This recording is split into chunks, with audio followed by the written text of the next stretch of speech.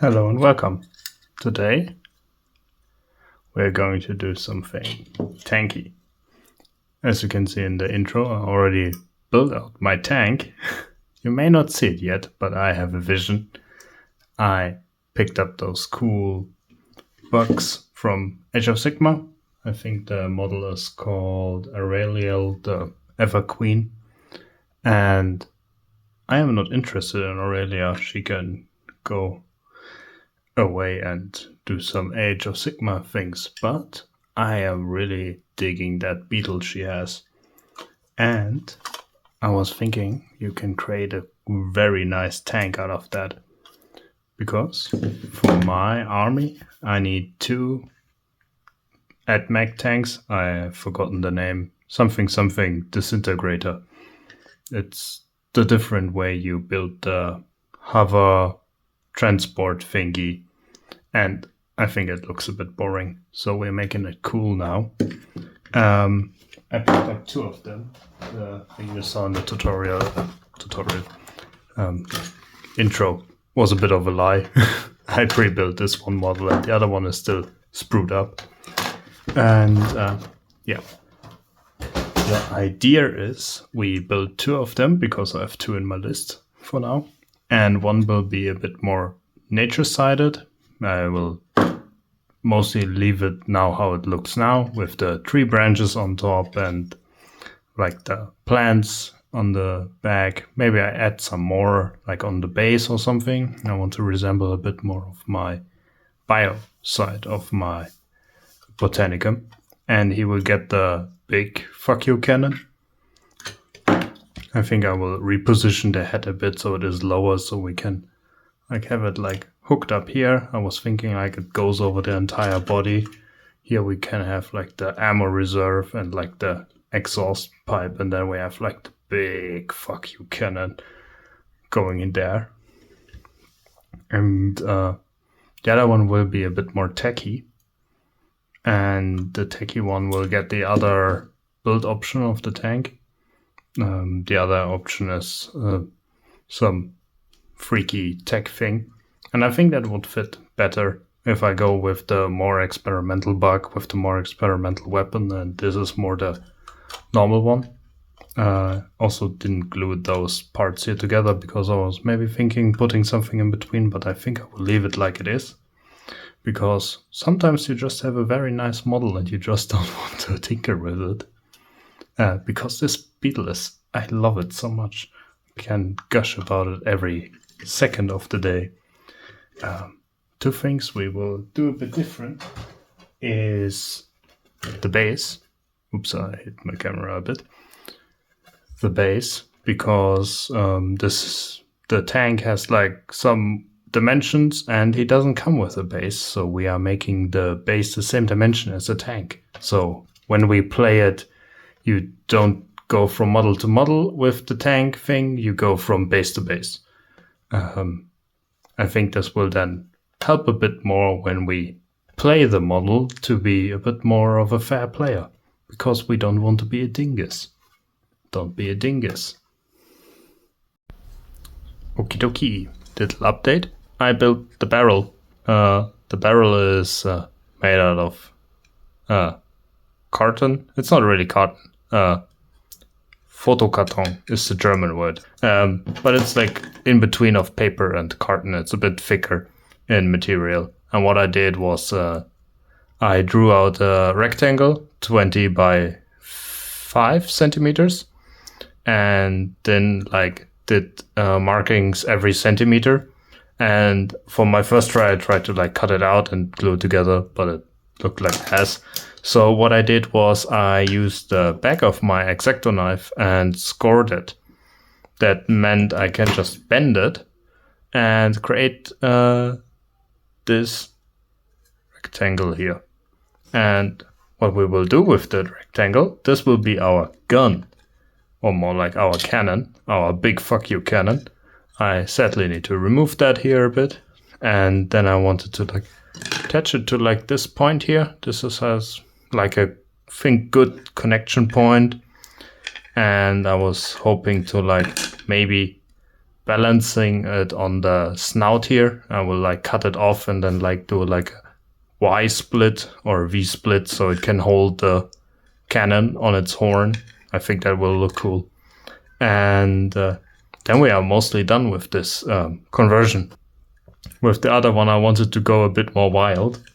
I also bought another Gundam kit for that, so we can use some parts for that. They're looking a bit more techno-esque. Maybe I also do like tank treads. The possibilities are endless. But yeah, I wanted to do like a square-shaped barrel because why not? It's the 41st millennium. We can go wacko mode. We don't need to be round. And I also wanted to explore a bit more the photocarton material.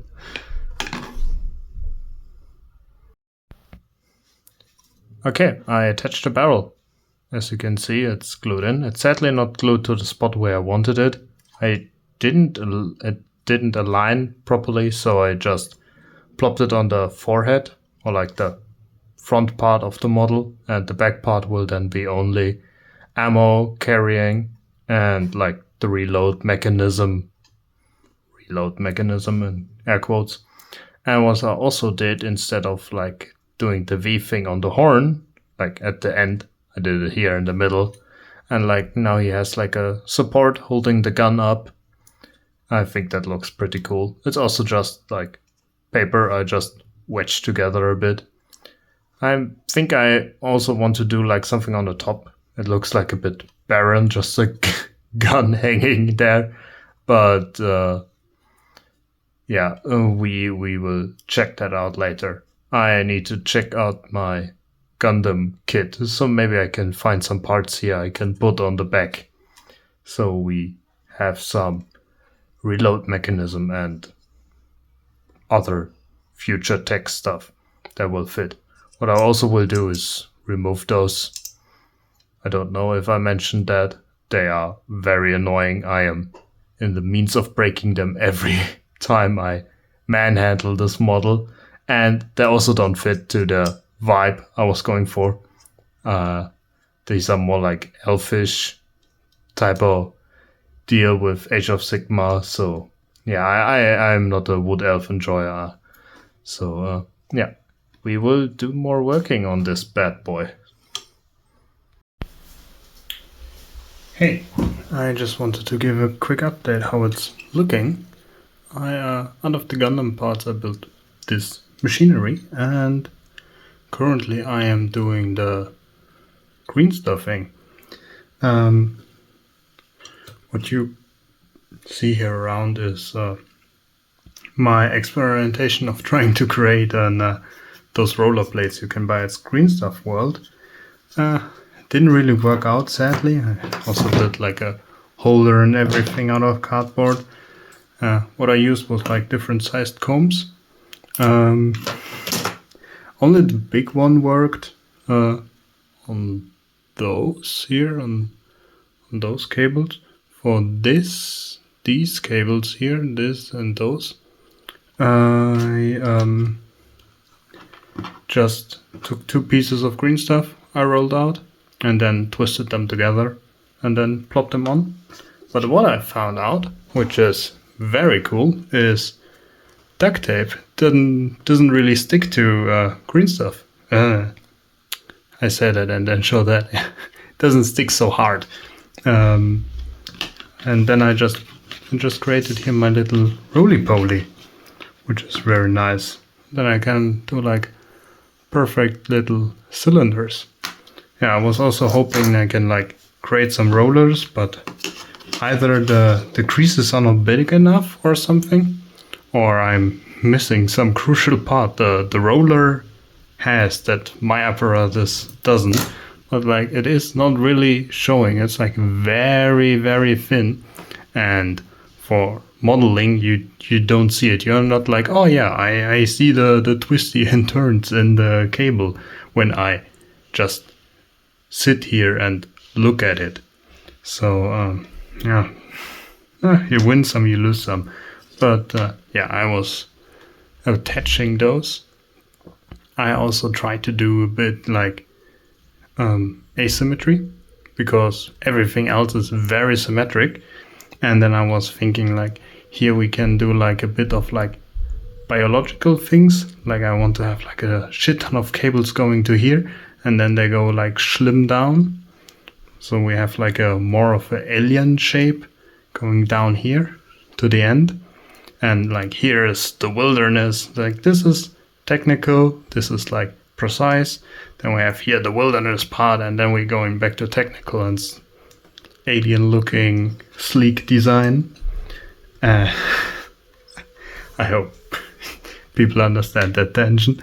But yeah, so I break apart and like create points of interest on my model. So I will continue snaking away. I have no idea what I will do with those. They probably will be other pieces of decoration later or never. I need to do more research on the snake rollers. Very sad that the combs didn't work. I have to say, I'm very happy how it's looking currently. There's some areas like here where I think I will go with like epoxy sculpt over it again to like fill in the gaps, or like liquid green stuff. But I think now you also understand the thing I was going like, now you have all your visual clutter here in this area, and we make this like nice and clean. I know that it's all in one spot, but I feel like it's like an ancient machine they just found in the dump and slapped it onto the Beetle, and we're like, oh shit, now we need to figure out how to fucking wire it. Like bam, bam, bam, bam. Oh yeah, that works, and does a. Yeah, but what I did was just like different sized green stuff sausages laid over each other, under each other, weave them through. And I used like this piece and this piece here, also maybe like the engine part as like a connection point where the cables spread off and go to the, I don't know, relay points. I have no idea. This is not how a real cannon works. They don't have relay points, but this is an energy-based cannon and it's worth 40k, so I can do whatever I want and you can't say anything against it. So yeah, I will let the sausages dry, and next up we will do a bit of gap filling, and I also want to like do like a bit of like elder look, like smooth that out so it looks like a bit cooler. Also like here those connection points, I was thinking I can like paint those upper parts a bit more like gems, like elder gems. Also maybe like a bit of radical stolen technology from other Xenos races. So yeah, and then I will also make the gun a bit nicer looking. Maybe use like some filler putty or something on the barrel to like make it look a bit smoother and not like paper. And then this Beetle is done, and then we can go on to the next one.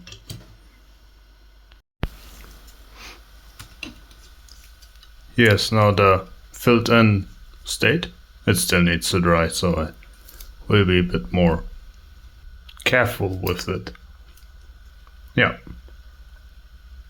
As you can see, I did like some thin arrowheads and connected, or like make the connection pieces here nicer, and also like here the holding. My next idea is to like create like a exhaust thing.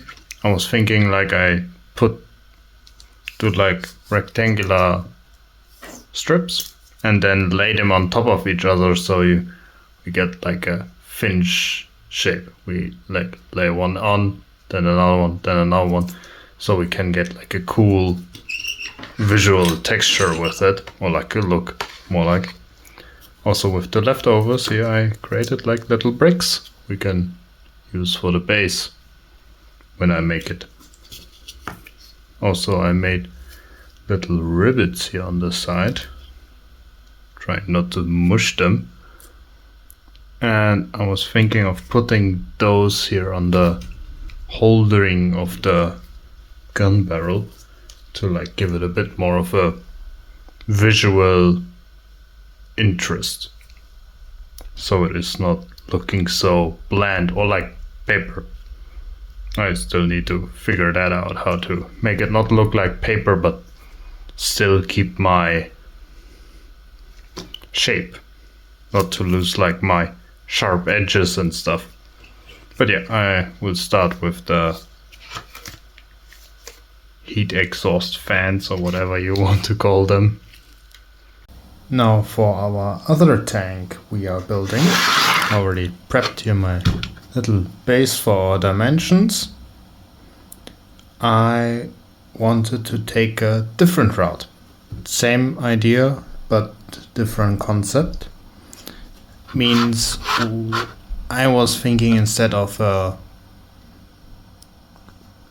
animal getting used as a weapon or like an insect, we will make a machinery that is possessed by plants and other things to create mass destruction. For that I printed here out this little tank. This will be our back legs. And I also printed here these parts from Piper Make Stuff. I will link her down in the description. She did like a very nice Beetle themed robots. And she has also this gun head, which is pretty cool. I accidentally printed them a bit too large. They are not so nice, but we will not use the gun part. We will build something ourselves. And the idea here is that this will be our front part, this will be our back part, and he will stand tall and proud and will destroy everything. I didn't print the head in big out though, because I forgot. And I wanted to get that video here done, but I printed out every other piece, means the legs, where are they? The feet. And now I will greeble that up a bit. I was thinking maybe using like a ping pong ball here that could work, as we can put the ball in the socket and here and still have a bit of stuff to do. But I need to think about that because the parts are not really fitting currently. But I will head back to you guys when I found a correct solution. Okay, I just cut off the second row here of legs and attached it, and it fits very fucking good. And then you have the legs there. Hell yeah. I will let that dry a bit because it is still a bit fiddly, but that's okay. We will I was thinking those gaps here we need to definitely fill in. And then I still have some Gundam parts. I initially didn't want to use this one because I think it's really cool, but then I noticed they are sadly not in the best quality. There are only, I don't even see their grading on there. Yeah, and I also didn't really nicely build them, but I really like those bits. I really like the helmet. And another one had like a very cool, yeah, this one. He had like a very cool disc head. I will try to incorporate that. And because this one is more the, from the tanks, what's it called, the experimental weapons type of tank, I wanted to go a bit crazy with like Tesla coils or something that really, like, the other one was big gun and this is techy. This needs to have like different Tesla coils wrapping around stuff, and also then with the plant theme I wanted to use the bits from the ancient ruins that I used in my last video. You can check out here, small plug for myself, and wanted to use them, yeah, and attach them as well, like here on the back. We now have enough space to like make it a bit grown, and also here the front. I was thinking like the head could maybe like some weird amalgamations of plants that build the living organism of that inanimate object that has come to life through plants and science and stuff. So after a bit of brainstorming, I came up with this. This is basically glued together like it should be. This is a part that should attach it to the front, but I A, printed it smaller, and B, it looks very nice on the top. And I went a bit through my bits, and I think I found what I want. I said I wanted to go to the more Tesla route, but hear me out. What about ancient ruins? I think this could also work really great. It's like, instead of like a railgun or something, he has like a cursed artifact sticking on the top here, shooting out.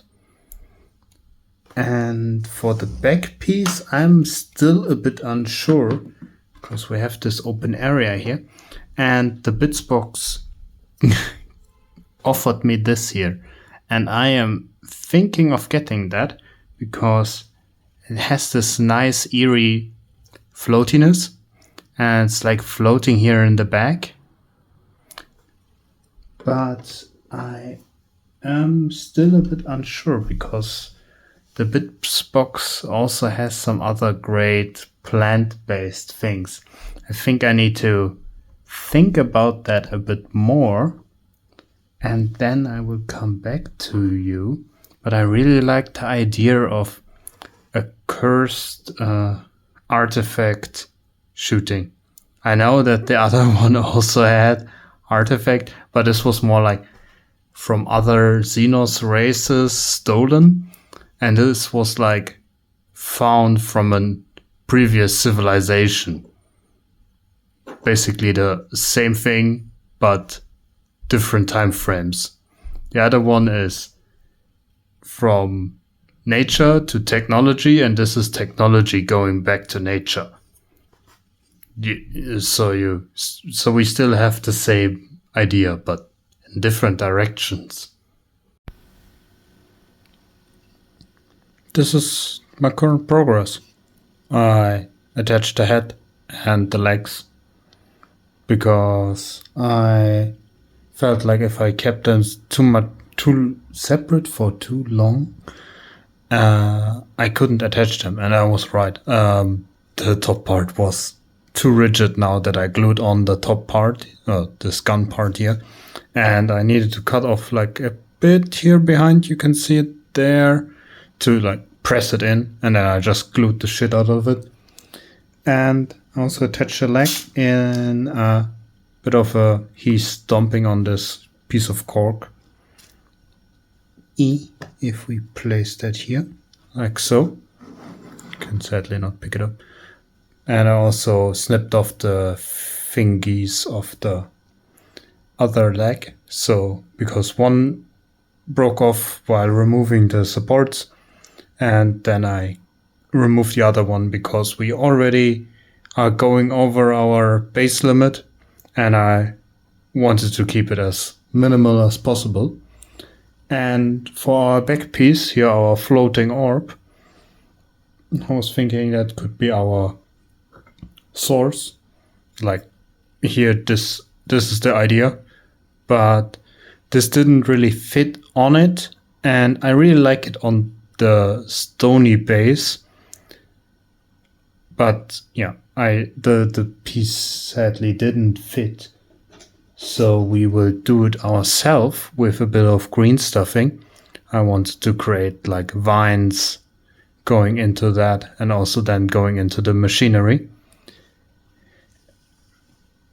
I went a bit, or combed a bit through the bits box here, and I found like different mushroom parts. And I thought like this here, if we glue together, we can like let it grow out here, and the smaller one here, this one, can like grow out here. There are also some bigger ones, but I'm not sure. I really also like this one. Maybe we can get this one to fit in one of those. I think that would be very nice. And we also need to work a bit here on this empty part. Here should be the head, but the gun part is already this low. I think I will just attach, maybe I do like a funny gag. If you like look at the model a bit longer, I attach one of the normal printed heads in here, if I can make this happen, like so. I think that works. That is like the same with the other one. If we compare it to our other tank, it also has like a very tiny head. I think we can make this happen. You can take like the tiny head and attach it down there. But then I still have this whole lot of empty area. I think I can fill it maybe with like aluminium foil or something, just to like bulk it out, or we glue that here in place and then use a bit of green stuffing and then call it done. I will sleep on it. But yeah, I really like how quickly this came here together and how much chunk this is producing. I was also thinking like those vines we can like elongate and then go into like those slots here on the side, or like around to the orb, that the orb is our power source and the vines are transporting the energy to the weapon, just as like the other part. But here we go more ancient is the word I think I'm searching. And then we can scoop the rest on it. I am very happy how my brain has turned this into something. So, see you later. Small update. I gap filled all the pieces here. Also attached the head. It's like grown in a bit. I also made this here a bit more sturdy. Also moved here the headpiece. I didn't like it here on top. I think here it sits better. I also smoothed it out a bit. I strengthened some connections. After I clipped off the feet here, I thought like it would be cool if I add a stump. And now I got another idea. I have this from this ancient rune kits. We have the other like glyphids here that are also on our little thingy thing. And I was thinking it would be very cool if I put that back, if our energy source that is going through here to there, and we use those glyphs. But I didn't want it to cut away the entire thing only for the glyphs. So I used this here. I am not even going to pronounce that, but it is a silicon mold making. That means we got part A and B, and if you mix that together and put it on our thing and let that dry off, we get this here. Like a very cool mold. It's flexible. It's very cool. I never worked with that. I'm very excited. And I was thinking we can create like stone tablets that are infused here on the side, and our power is going through those cables into this part here. I need to look where I wanted to do the placement, but I think this idea is pretty cool with the tablets, and I can also work a bit with that silicon mold I bought and then never did something with it, but now we are doing something with that. I will try to find the exact same thing and put it in the description. Then you can also get it if you like.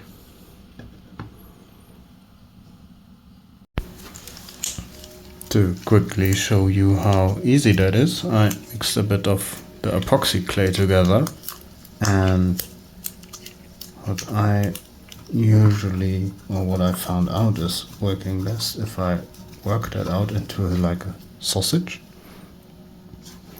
Then we just press it in.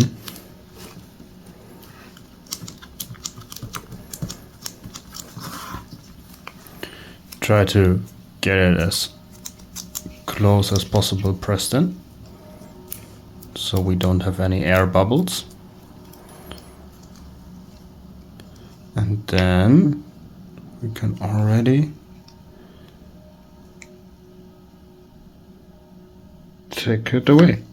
And there we go. We have a perfect imprint. Nice. We can let that dry off, and then we can make out of that a little stone tablet. If I put it down here, we can already do a bit of cleaning. If I find my scalpel, can do a cut here and a cut there, and voila, we have our little imprints.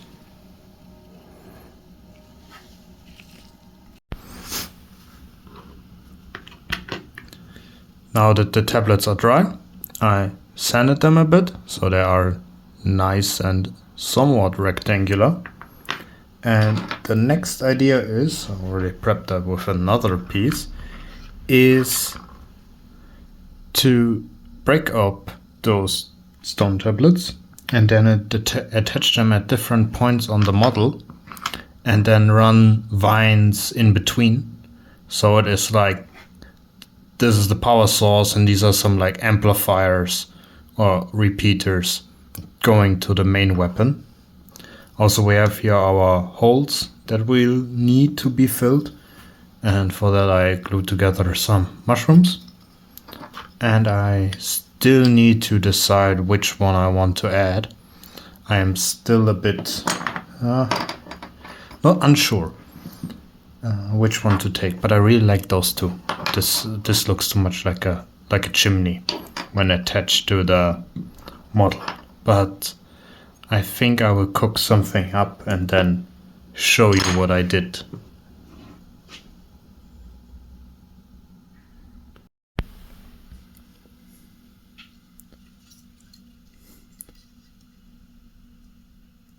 I tried something. Let's put it like that. I primed my models and then primed them into different colors, or like try to do like a bit of under painting with my rattle cans. With this one it went very good. I really like how it turned out.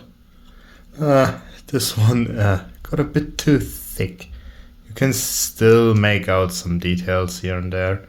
It's not like everything is clogged up, but yeah, it is getting a bit too cold, and it created this texture here on the gun barrel, for example, or clogged up here a bit of the things. It at least helped me with my bad green stuff blending.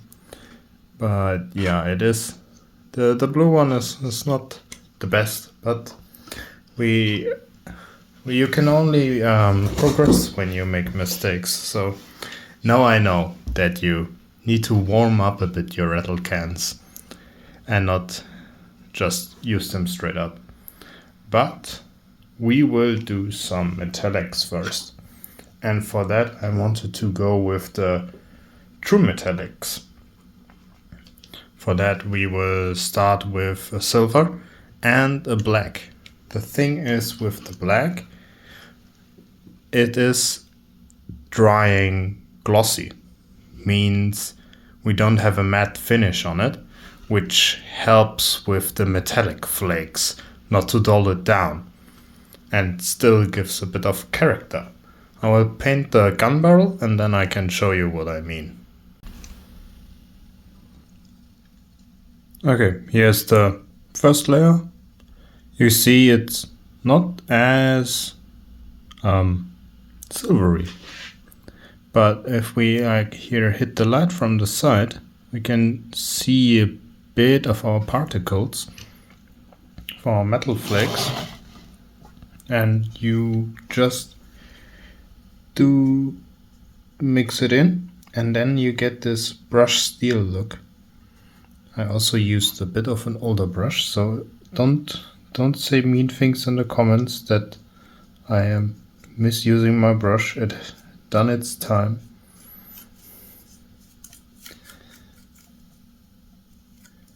If we just brush that on here on that side, you can see a bit of a difference. Not that much, but that's okay. We don't want to have it so bright. We will use the pure silver as our highlight color and will not go brighter. But yeah, I will second coat the model and then we can paint the rest. After a few coats, it looks like this. What I also done is painted the back part. Not so nicely, but it's okay. I wanted to have it a bit easier.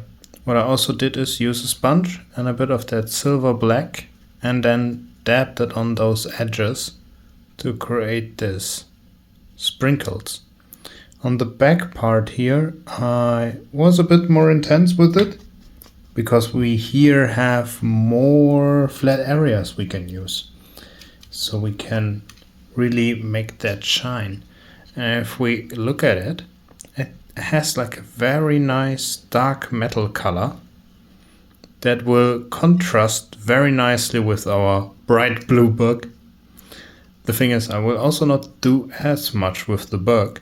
I was thinking using a purple wash and then wash the model and then call it done. Also paint in the leaves and the details, but like I don't want to do as much with the carapace as possible because I want to use the spray painting as my foundation as much as possible. But I already start liking it, even though I fucked it up a bit with my spray painting. I wanted to show a short update. I'm painting some hazard straps and also those, I wanted to paint them as like plasma coils. And I also want to have here like a little bit of vent heat. Means a bit of a reddish tone, like it is hot in here. I want to survey those are like vents to cool off the cannon. And for that we will use a glaze. What I see many people do is not glaze properly. I just wanted to show you how I do the glazing. I have like here a bit of water. The thing is, my water is already a bit whitish. I can recommend you getting a second thing of water we can use. So we have our clean brush. Take our water, drop it on there. Take our paint, drop it onto the water. And now we have a nice consistency. And we can take a bit more. And we want to reach like a state that when you drag, you can see through it, and when you end, you leave a dot. Tiny bit. If you like, you can also use a bit of like airbrush flow improver and everything. I will clean that out a bit because it is a bit too full, the brush. And now we take the glaze. We can check again on our thumb here. If I hit it, thank you camera. And you see only at the end of our drag, most of our paint will stick. And with that we will just drag that into our corner.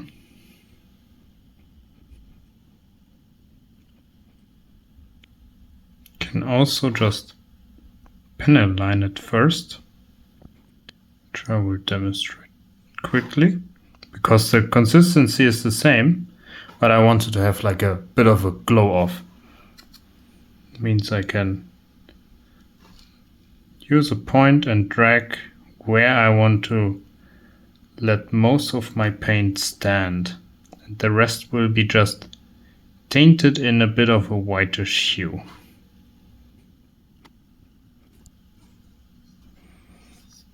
From here you can only see like a light gray, but if you look here, most of our white is stored in our little cabinets we built here. Oops, that was a bit too much, that we can drag away, no problemo. And then we do that here with our last vent. Bit of a panel line first, and then quick drags that end at our line part. Bam. This is glazing 101. Yeah, it looks easy, but you need to get a feeling for your thinning of paint. I recommend you doing a water splotch and moving your paint into the water splotch. That gives you a bit more control over the consistency. The other way around, there's always like a bit of paint flowing in there and then it is too thick, and yeah. And with that you have perfect control. Here's the current progress. I painted my hazard stripes. For that I base coated white, and then I used only the Imperial Fist contrast paint and the Megara Flame, those two here, and blended them together a bit to get that more vibrant, lively hazard stripe. I think it's very cool. I think with like a normal yellow I will go back a bit and bring out the highlight part a bit, or the top part, but I really like that. And now, because I don't have a purple wash, we will make one out of ball red and azure blue, or any other speed paint, whatever thinned down paints you can pre-buy. We'll just slop those two on there and then mix them together, and that should bring us a nice purple. Yeah, we can take a bit of water and thin this down a bit more. I need to watch out for my brush. Yeah, now we reached a nice consistency. And then I will try out at an area where it doesn't look so heavy, like here the leg.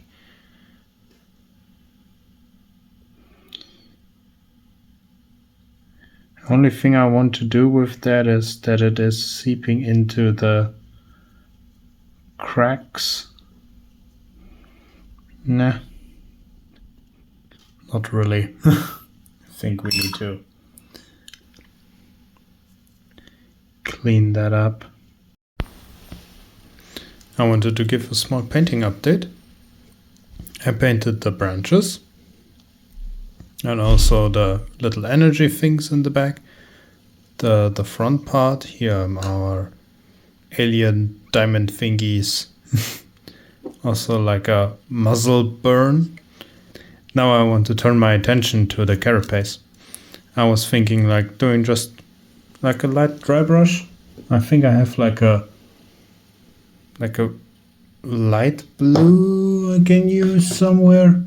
I will find a color. I think here this one is quite nice. Sky blue. It's like a very light blue. And I wanted to dry brush it on it. And then also, like, do you see those little green details? I wanted to paint those in here as well. And here this back part I wanted to paint a bit fleshy. This is my plan for the next steps, but I think it's really coming together.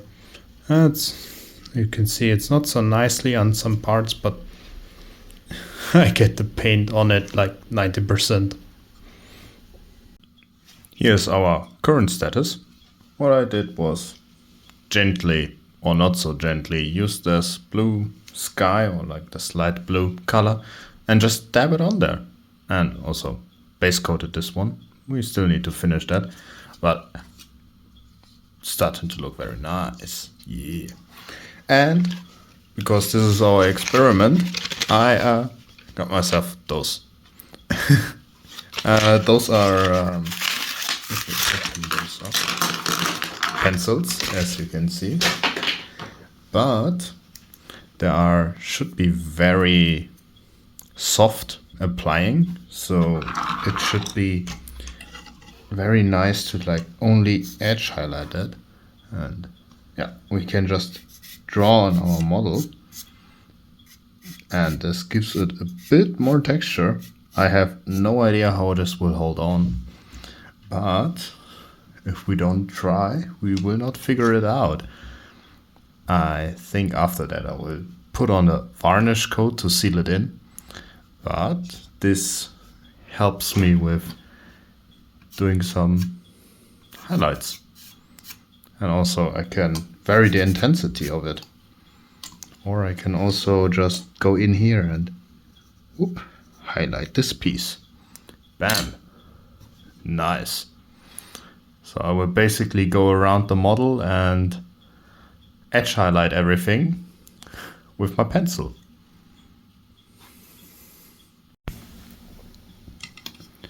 Okay, I highlighted a few of the parts. What I sadly encountered is it's not holding on at all. I have no idea. Probably the chalk, or was it? It's not really sticking to it. Yeah.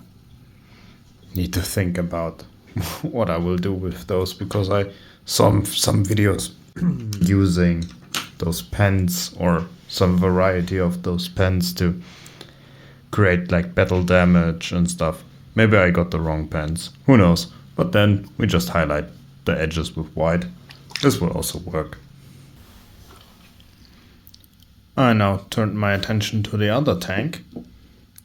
With the previous gunmetal I had from the gun barrel of the one tank, I painted this part here.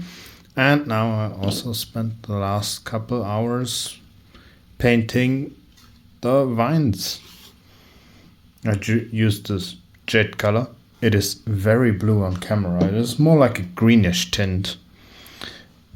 But I was thinking it was a nice contrast to our purple or pink tank. Because I was thinking this part will be mostly, stay pink. So we have a nice cooler tone in our tank that will help it to be more vibrant, to like tone down some areas so we can crank up others. I wanted to give a small update. I painted the mushrooms and also our obelisk / stones. I want to add some more points here for our little fungus. And now I will do some highlighting on our vines. For that I will get myself a tweezer and a bit of foam. And we will wet a bit, position correctly. Now we have like a little dabber that I made ready with a bit of green. Check the consistency a bit, because it can get a bit watery, like we see here. It's a bit too much water in my opinion, but with a bit of a towel you can remove the moisture. This is more what I want. See, we are not filling the whole area, we are leaving a bit of a texture behind. I just wanted to do like some easy highlighting with that. Just dab those on there.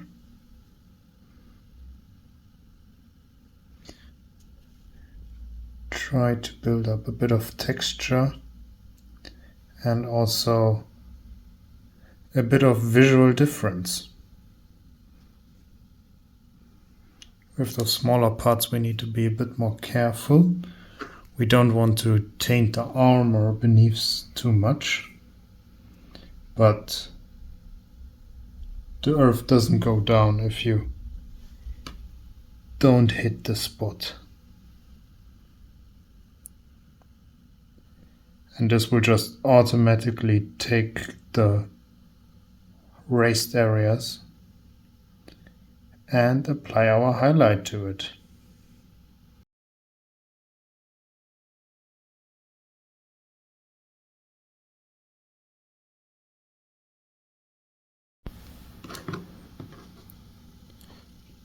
To create our dots, I just use the needle head because they are perfectly round, and just pop them on here with enough paint, of course.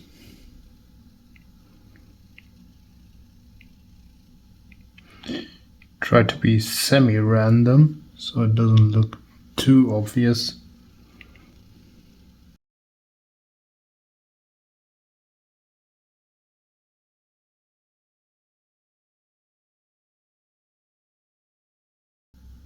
Yeah, one more here.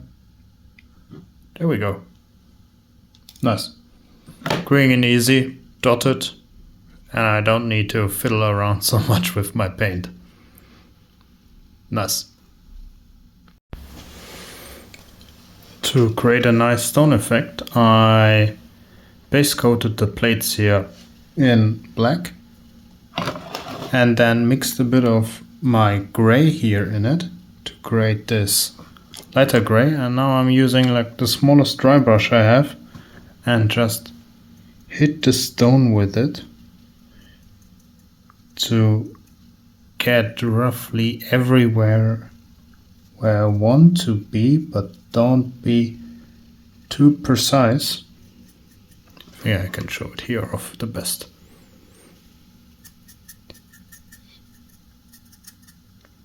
And with that you can create like a nice convincing stone texture. Oh, I missed a bit.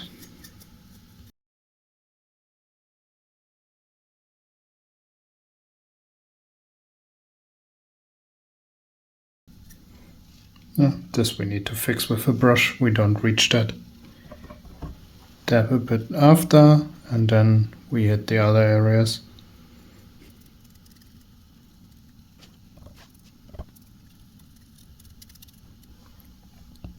And now for our last step we mainly take our gray,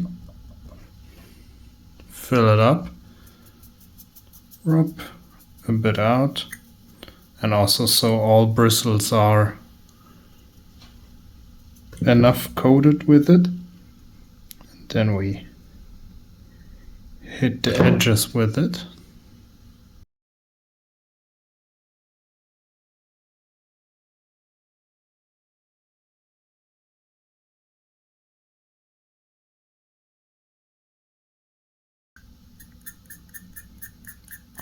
To reduce it a bit back, You can always use your finger that is a bit moist to just rub it a bit back.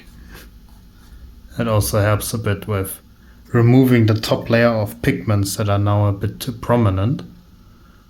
And yeah, nice.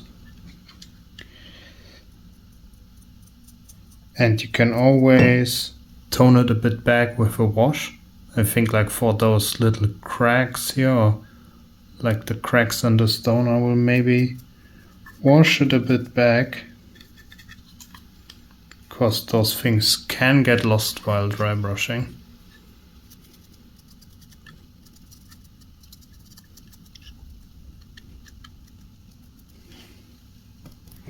And you can always go a bit of a step back, lower your color, and then just hit your things again.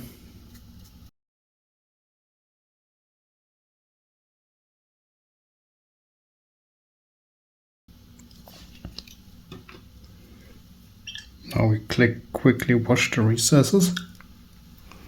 Take a bit of our base black, mix it with water to create a small glaze. This should be a good consistency.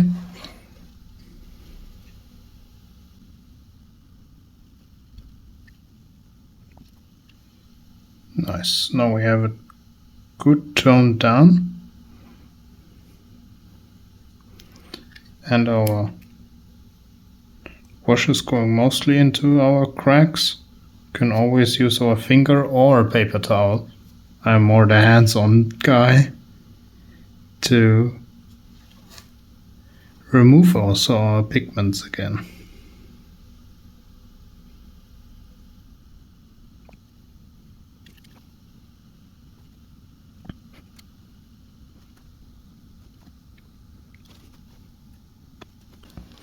Now to the power source. I was thinking just a red ball of energy. I wanted to go to green, but we already used so much green, and I thought like a red to orange blend would look nice. And I was correct. But now we need to paint the glyphs. And for the glyphs, I am using a red. I was thinking like, oh, we start with like the dark red and then work ourselves up. But then I decided, nah, I want to have them humming with power. So we start with our normal red. And then we just fill in our gaps. And we can be quite rough with that.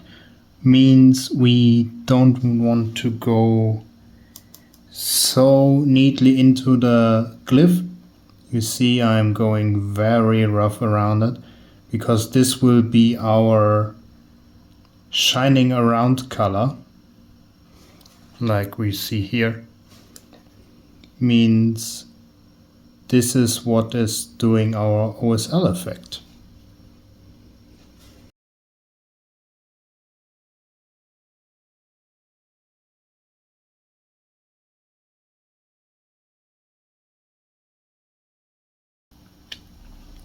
What I will do now is take a bit of that orange I mixed with my yellow and my red, and this will go into the edges more. Put it in focus. There we go.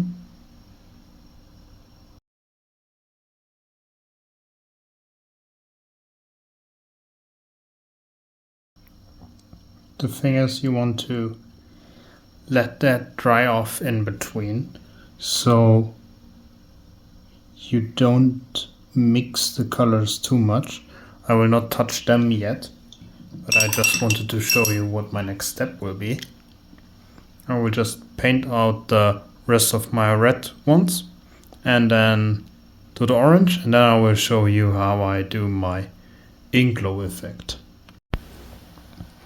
Now every space is a bit highlighted, and I already prepped my brush with white, very diluted.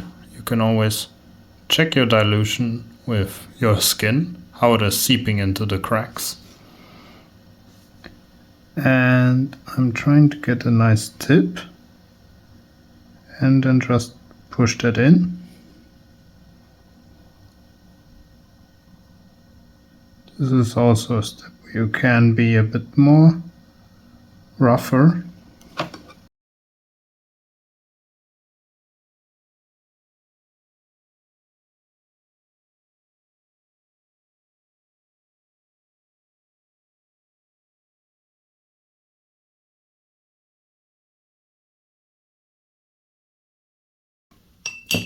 Okay, now our whitewashing is dried.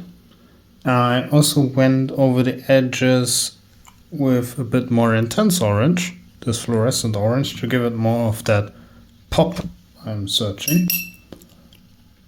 Else it would be a bit too boring. Now we can take our fluorescent yellow and should be able just paint it here into the middle and have it very glowy.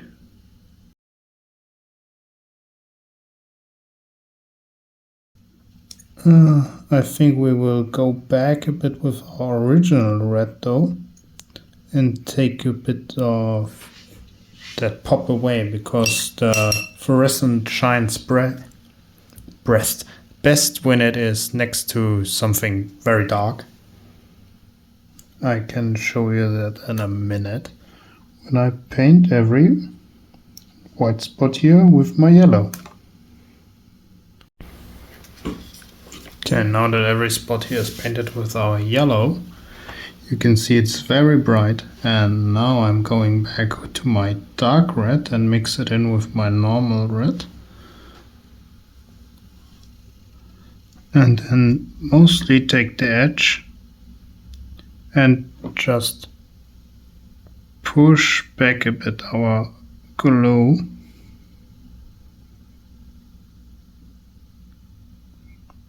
Not too much, we still want to let it shine through.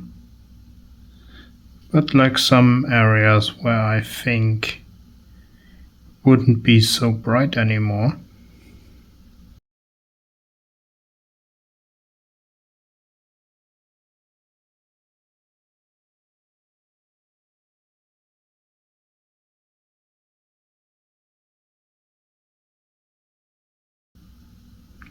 With that we also clean up all our little accidents we made where we were a bit rougher with our fluorescent paint, which is okay.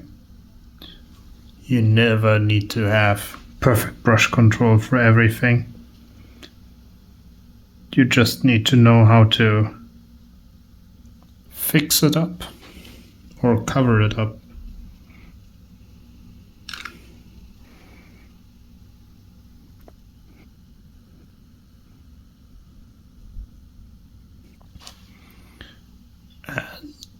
Yeah, now this has way more definition than before. Before it was just a very light blob of something, and now it really looks like a rune that is glowing with power. I am finished painting my little tank man. I wasn't thinking that he turned out that way, if I'm honest.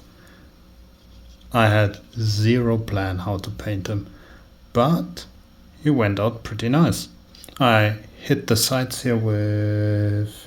oh, where did I put it? Let me find this one. Here, Dirty Down. This is not verdigris. I also have rust. So you now see that there's rust here on the side. And I think I will remove it a bit more on the flatter panels. I removed it a bit with water and some paper towels, and yeah, it is not going off so nice. And I also hit the sides here with a bit of a sponge and some silver to give it a bit of a contrast to our white highlighted man. We have a white highlight and a black highlight. This was just so we do some battle damage for him. And I didn't want it to go completely overboard. And I think he looks very nice. I will then put him here on his little base and add a bit more of my texture paste to like grid up the thing, and also so he sits flush on the base. For the other one we already like did a bit of placement.